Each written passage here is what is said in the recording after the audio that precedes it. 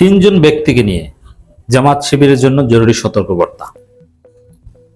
জামাত শিবিরের সব শ্রেণীর লোক, শিক্ষিত, অর্ধশিক্ষিত, কম শিক্ষিত, উচ্চবিত্ত, মধ্যবিত্ত, সবার কাছে আলোচনাটা পৌঁছে দেওয়া দরকার।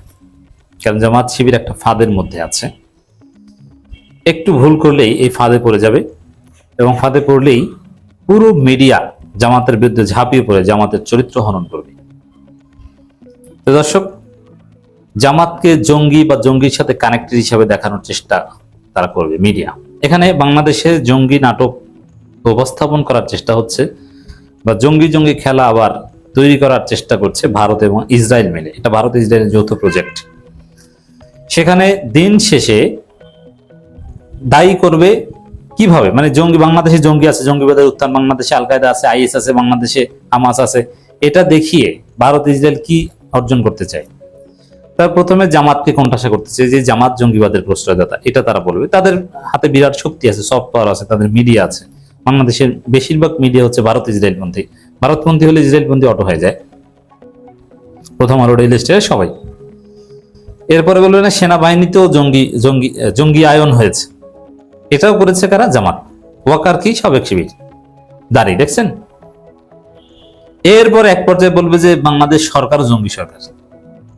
কিন্তু স্টার্টিংটা জাস্ট বিচ্ছিন্নতাবাদী জঙ্গিদের থেকে স্টার্ট করলো, তারপরে জামাত, তারপরে সেনাবাহিনী, সরকার। এটা হচ্ছে ভারত এবং ইসরায়েলের ষড়যন্ত্রের রূপরেখা।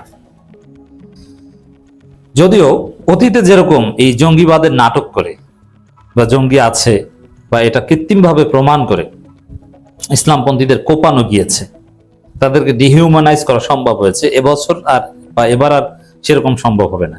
কারণ যুক্তরাষ্ট্রের ওয়ার অন টেরর নাই, আর যুক্তরাষ্ট্রের ওয়ার অন টেররের যুগে আর ফিরে যাবে না। অতএব এই জঙ্গি নাটকের গুরুত্ব ওভারঅল কম। তারপরও অ্যাটলিস্ট মিডিয়া চরিত্র হনন বা দেশের ভিতরে কিছু সন্দেহ, অবিশ্বাস বা ইসলামপন্থীদের মধ্যে একটা দ্বিধাদ্বন্দ্ব ঢুকিয়ে দিতে এটা একটা কার্যকর অস্ত্র। যেমন এনসিপির মধ্যে অলরেডি এই জঙ্গি নাটকের একটা নেতিবাচক প্রভাব পড়ে গেছে। কি সেটা? এনসিপির এক নেতাকে এনসিপি বহিষ্কার করেছে, অভিযোগ জঙ্গি সন্দেহে তাকে গ্রেপ্তার করা হয়েছে, আজীবন বহিষ্কার, অথচ এখন পর্যন্ত প্রমাণিত না। হ্যাঁ, অবশ্যই জঙ্গি বা এদের সাথে সম্পৃক্ত থাকলে আজীবন বহিষ্কারই করতে হবে, এটা ঠিক। কিন্তু এতে যেটা হবে যে এখন থেকে দাড়ি টুপি যদি কাউকে দেখা যায় যে দাড়ি আছে, টুপি আছে এবং বড় দাড়ি, ধর্ম মানে, আবার এনসিপিও করে, এনসিপির ভিতরেই তাকে সন্দেহ করা হবে এবং তাকে প্রয়োজনে জঙ্গি ট্যাগ দেওয়া হবে। এই নেতিবাচক দিকটা, দাড়ি টুপি বা ধর্ম পালনের একটা কঠিন অবস্থা কিন্তু অলরেডি বাংলাদেশে তৈরি হয়েছে। অতএব এই জঙ্গি নাটকের হয়তোবা আগের মতো ওয়ার অন টেরর যুগের মতো বড় প্রভাব পড়বে না, কিন্তু ধর্ম পালনে কিছুটা অসুবিধা হওয়া, অবিশ্বাস, সন্দেহ এবং ইসলামপন্থী সংগঠনগুলোর মধ্যে সাংগঠনিক ডিসঅর্ডার, এরকম কিছু ঘটনা ঘটতে পারে। তো দর্শক, এই জন্য অতীতে যেহেতু জামাতকে যেভাবে হোক জঙ্গিবাদের সাথে কানেক্ট করার চেষ্টা করা হয়েছে এবং শিবিরের কেউ না কেউ আদর্শিক বিচ্যুতি হয়ে জঙ্গিবাদের সাথে জড়িয়েছে, এটা একদম অসত্য নয়। আতাউর রহমান সানি, সে জেএমবির, সে একসময় শিবির কর্মী ছিল বলা হয়, যদিও ওটা পুরোটাই ভারতের প্রজেক্ট ছিল। এবং যারাই জঙ্গিবাদী কার্যক্রম শুরু করে তারা প্রথমে টার্গেট করে শিবিরকে, কারণ শিবিরের মধ্যে একটা ডেডিকেশন আছে এবং এই ছেলেগুলো স্মার্ট। এই ছেলে এরা শহীদি তামান্না রাখে, এই জন্য এদেরকে টার্গেট করে ব্রেইন ওয়াশ করার চেষ্টা করে। বাংলাদেশে আমি দুইজন জঙ্গির নাম বলি, কেউ কষ্ট নেবেন না, আমি জেনে শুনে দায়িত্ব নিয়ে বলছি। যারা এখন ভালো হয়ে গেছেন, অনেক জঙ্গি ভালো হয়ে গেছে, বুঝতে পারছে যে না, এটা গোয়েন্দা সংস্থার ফাঁদ ছিল, আমি ভুল পথে ছিলাম। আমি যে দুইজনের নাম এখন বলবো, তারা শিবিরকে টার্গেট করে তাদের কার্যক্রম মোটামুটি এগিয়ে নিয়েছিল। তারা শুধু শিবির খুঁজত। এ বিষয়ে আমার প্র্যাকটিক্যাল গবেষণা আছে, আপনারা এটা জানেন না। একজন হচ্ছে জসিমউদ্দিন রহমানী, যিনি এখন ভালো হয়েছেন, আমরা তার জন্য দোয়া করি, তাকে মহব্বত করি। তিনি একসময় সত্যিকার অর্থে জঙ্গি ছিলেন। আনসারুল্লাহ বাংলা টিম নামের সংগঠন ছিল কি ছিল না, দ্যাটস ডিফারেন্ট। কারণ প্রশাসন অনেক নাটক সাজায় তাকে, তিনি যা করেননি তাও বানানো হয়েছে, তার উপর জুলুম করা হয়েছে, এটাও সত্য।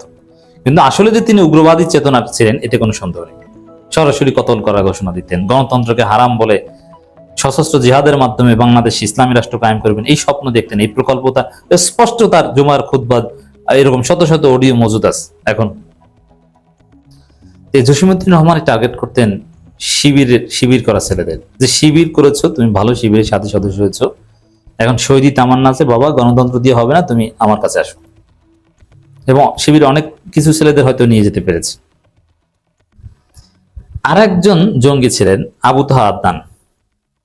একটু কষ্ট হচ্ছে অনেকের, হ্যাঁ, দিস ইজ রিয়ালিটি। তিনি উগ্রবাদী ছিলেন। তিনি রংপুরে শিবিরের ছেলেদের টার্গেট করে তার উগ্রবাদী ট্রেনিং দিতেন। প্রথমে জাস্ট ব্রেন ওয়াশ ট্রেনিং, বলতে কোনো অস্ত্রসহ ট্রেনিং না, এই ট্রেনিং বলতে শরীয়তি ট্রেনিং, মানে তাদের আদর্শ বোঝাতো। এবং রংপুর মহানগরী, যেই সময় আবু তাহা আদনানকে নিয়ে কথা হচ্ছে, আমি সর্বপ্রথম আবু তাহা আদনানের বিরুদ্ধে কথা বলেছিলাম। রংপুর মহানগরী শিবির তখনকার সময়ে 3 জন সাথীকে, সক্রিয় সাথীকে সাথীপদ বাতিল করেছে, কারণ তারা আবু তাহা আদনানের সাথে মিশে সতর্ক করার পরে ফিরে নেই। এরকম ঘটনা ঘটে। তো দর্শক, এটা একটা ফাঁদ। আবু তাহা আদনানের কিছু চমকপ্রদ ভুংবাং থিওরি এখন আছে। এই ব্যাংক থাকবে না, কারেন্সি থাকবে না, স্বর্ণ কিনেন, গ্রামে যান, কত উদ্ভট থিওরি নিয়ে এসেছে। এগুলোর বিরুদ্ধে আমরা শুরু থেকে সোচ্চার ছিলাম। ক্যাশলেস ওয়ার্ল্ড তৈরি হবে, টাকার কোনো মূল্য থাকবে না, এগুলো কিচ্ছু না, এইরকম হাবিজাবি থিওরি নিয়ে এসেছিল। তো দর্শক,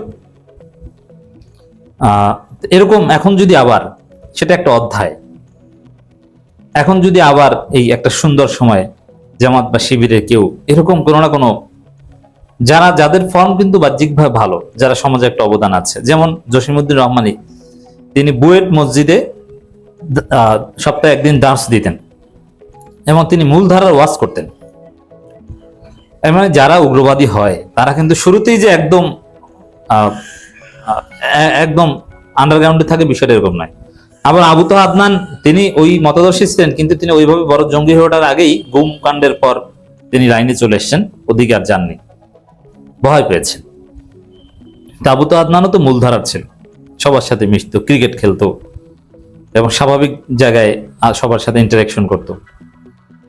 তো এই জন্য এই ধরনের লোকদের সাথে জামাত, শিবির বা ইসলামপন্থীরা মেশার সম্ভাবনা বেশি থাকে, সতর্ক থাকতে হবে। এই টাইপের লোকদের ক্ষেত্রে একটা ফাঁদ আছে। তারা বর্তমান সময়ে 3 জন লোকের কথা বলবো। এই 3 জন লোকের সাথে জামাত শিবির যদি মিশে, তাহলে বুঝবেন ঝুঁকির মধ্যে আছে। প্রথমে বলবো হারুন ইজহারের কথা। খারাপ লাগে, হারুন ইজহার তো একজন বলো আলেম, তিনি হক কথা বলেন, তিনি ফেস দ্য পিপলে সাক্ষাৎকারও দেন, তিনি তো আন্ডারগ্রাউন্ডের না, তিনি মানহাজি। তার সাথে যদি জামাত শিবিরকে অতি ঘনিষ্ঠতা রাখে, দেখবেন এক পর্যায়ে তিনি উগ্রবাদী হয়ে যাবেন, গণতন্ত্র হারাম ফতোয়া দিয়ে জামাতের বিরুদ্ধে ফতোয়া দিয়ে বসবেন। এবং এই মুহূর্তে যেহেতু ভারত ইসরায়েলের প্রজেক্ট চলছে, এই মুহূর্তে হারুন ইজহারকে নিয়ে আরো বেশি সতর্ক থাকতে হবে। তিনি আপাদ মস্তক মানহাজি, তার দর্শন গণতন্ত্র বিরোধী, উগ্রবাদী। গণতন্ত্র সমালোচনা তো আমরাও করি, বাট গণতন্ত্রকে সমালোচনা করে উগ্রবাদ কায়েম করার চেষ্টা, এটা ভিন্ন। এটা আছে হারুন ইজহারের মধ্যে। দ্বিতীয় হচ্ছে শামসুল আরেফিন শক্তি নামের এক জঙ্গি আছে, আল কায়দাপন্থী জঙ্গি। এই লোক আধুনিক শিক্ষিত, সুন্দর সুন্দর কথা বলে, পিওর জঙ্গি। এর ধারে কাছে আপনার সন্তানকে মিশতে দেবেন না, আপনার সন্তান দেখবেন জঙ্গি হয়ে বের হয়েছে। আসিফ আদনানের মতো স্মার্ট তরুণ, এই শক্তি এবং আসিফ আদনান, এরা যেহেতু আধুনিক শিক্ষিত ইসলামপন্থী, আর জামাতের মূল রেলেভেন্স এইটা যে আধুনিক শিক্ষিত ইসলামপন্থী, এ কারণে জামাত শিবিরের লোকজন সহজে তাদের মাধ্যমে অনুপ্রাণিত হয়। শিবিরে অনেকেই দেখলাম আসিফ আদনানের ভিডিও শেয়ার করে, তাকে পছন্দ করে, কিন্তু এই লোক জঙ্গি, উগ্রবাদী, আপনার জীবন শেষ হয়ে যাবে, এদের ধারে কাছেও যাবেন না।